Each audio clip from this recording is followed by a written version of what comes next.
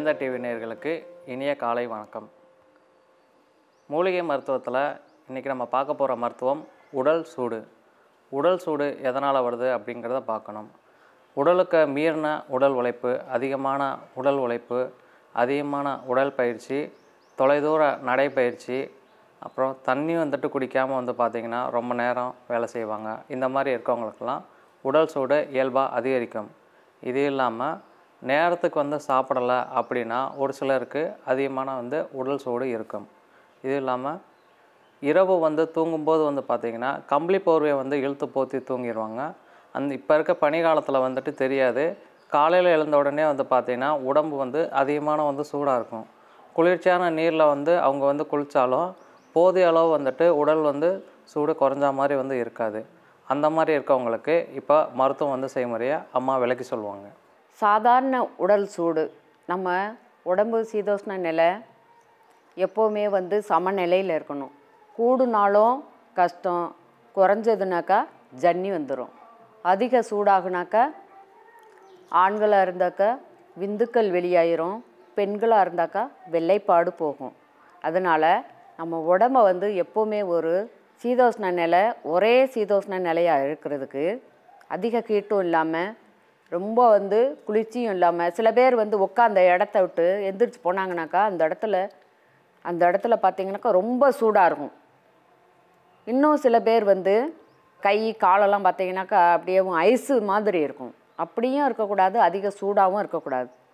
உடம்பு ஒரே சீதோஷ்ண நிலையாக இருக்கிறதுக்கு நாம் பழக்கங்கள், அதாவது போட்ட உடனே அதிக சூடாகிற உடையை போடக்கூடாது. பெட்டில் படுக்கிற பழக்கம் இருந்ததுனாக்கா அந்தந்த காலகட்டங்களுக்கு, அதாவது பனிக்காலம் மழைக்காலத்தில் பெட்டில் படுக்கணும். வெப்ப காலங்களில் நம்ம அந்த பருத்தி நூல், காட்டன் துணி அந்த மாதிரி போட்டுக்கிறணும். அதே நேரத்தில் அந்த பெட்டில் படுக்கிறத விட்டுட்டு வெளிக்காற்று படுற மாதிரி நல்லா பெட்டை சுருட்டி வச்சுட்டு கூட அந்த பாயை எல்லாம் போட்டு மேலே ஜமக்காலத்தை வச்சு மெத்துன்னு படுக்கணும். அந்த மாதிரி தலைக்கு நல்லா எண்ணெய் வைக்கணும். அதே நேரத்தில் இரவு நேரத்தில் அந்த ட்ரை ஃபுட்டு அந்த மாதிரிலாம் சாப்பிட்டுட்டு தண்ணியே குடிக்காமல் இருக்கிறது, இதெல்லாம் இருந்தீங்கனாக்கா மலச்சிக்கல், உணவு சரியாமையினால் உடம்பு சூடாகும். ஹார்டான உணவுகள், அதாவது பரோட்டா, பூரி, சப்பாத்தி அந்த மாதிரி சாப்பிட்டுட்டு செரிப்புத்தன்மை இல்லாமல் இருந்துச்சுனாலும் அது செரிக்கிறதுக்கு அதிக நேரம் எடுத்துக்கிறோம். அப்போது அவங்க உடம்பு ரொம்ப சூடாகும். மலச்சிக்கல் இருக்கிறவங்களுக்கு பார்த்திங்கனாக்கா அவங்களுக்கும் உடம்பு சூடாகும்.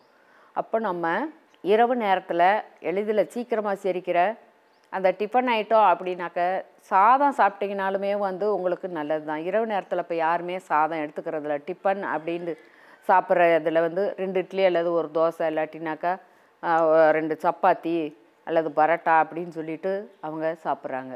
பெரும்பாலும் சிறுதானிய உணவுகளில் இருக்கிற சாப்பாடு, கஞ்சி அந்த மாதிரி வச்சு சாப்பிட்டாங்கனாக்கா நல்லா காலையில் புத்துணர்ச்சியாக எந்திரிக்கிறதுக்கும் செரிமானம் மோஷன் ஃப்ரீயாக போயிட்டு நம்ம உடம்பு எப்போவுமே நார்மலாக இருக்கும். எந்த ஒரு அதாவது நோய் நொடிகள் வராமல் நம்ம உடம்பே நம்மளை பார்த்துக்கணும். ரத்தோட்டங்கள் ஒரே சீராக இருக்கும்போது, கழிவுகள் வெளியாகிற போதும் அந்த செரிமான கோளாறு இல்லாமல் இருந்துக்கிட்டோம்னாக்கா நம்ம எல்லா நோயும் வரவிடாமல் பார்த்துக்கிறலாம். உள்ளுக்குள்ளே எந்த அளவுக்கு நம்ம உணவுகள் எடுத்துக்கிறோமோ அந்த அளவுக்கு கழிவுகள் வெளியாகிடணும். அதே நேரத்தில் பசிக்கணும். அப்போ சூடான நம்ம ஒரே சீதோஷ்ண நிலையாக உடம்பை வச்சுக்கிறணுன்னாக்கா அதுக்கான மருந்து தயாரிக்கும் முறையை பற்றி பார்க்கலாம்.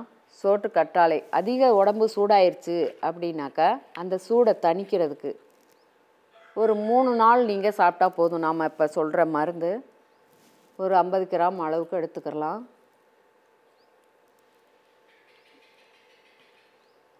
சோத்து கற்றாழையை, இந்த குமரின்னு சொல்கிற சோத்து கற்றாழையை எல்லாரும் எடுத்துக்கிறக்கூடாது. டாக்டர்னுடைய ஆலோசனை இல்லாமல் நீங்கள் இந்த சோத்து கற்றாழை ஜூஸு, வேறு நம்ம தலைக்கு தேய்ச்சிக்கிறது, முகத்துக்கு போட்டு ரொம்ப நேரம் வச்சுருக்கிறது, அதெல்லாம் தவறானது கொண்டு வரும். நரம்புகளை செயலிழக்க வச்சிரும். அதனால் சூடு இருக்கிறவங்க மட்டும் ஒரு 3 நாளைக்கு பயன்படுத்தணும். காலையில் இந்த மாதிரி மேல் தோலை நீக்கியாச்சு.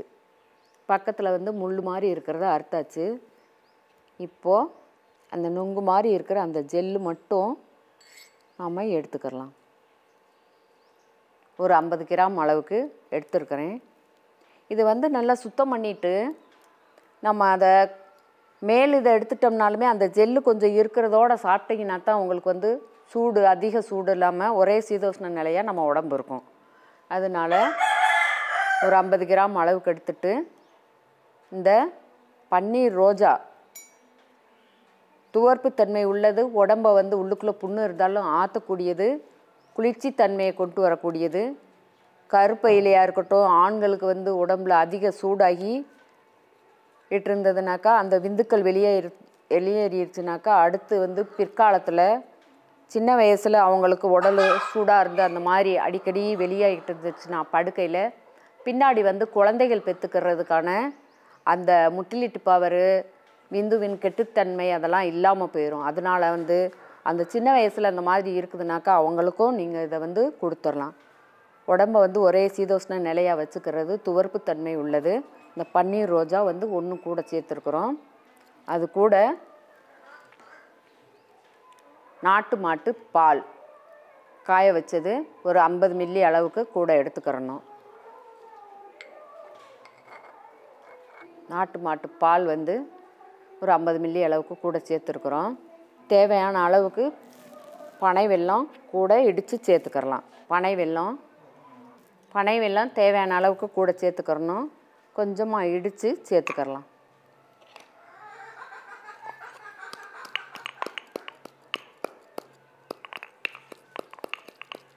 பனை வெல்லம் இடித்து எடுத்தது ஒரு ஸ்பூன் அளவுக்கு நம்ம தேவைக்கு ஏற்ற மாதிரி சேர்த்துக்கலாம்.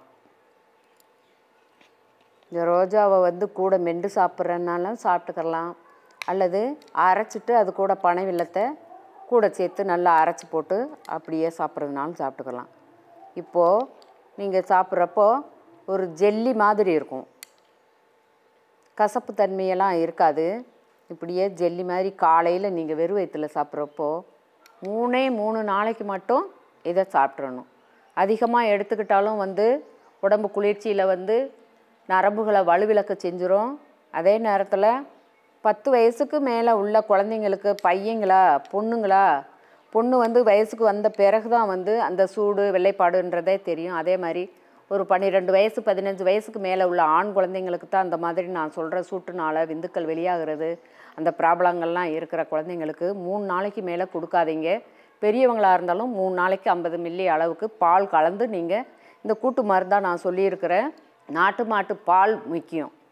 அது கூட சோற்றுக்கட்டால் ஒரு பன்னீர் ரோஜா, பனை வெல்லம், நாட்டு மாட்டு பாலில் கலந்து சாப்பிடுங்க. உடல் சூடு தணிகிறதுக்கு இது ஒரு சிறந்த மருந்து.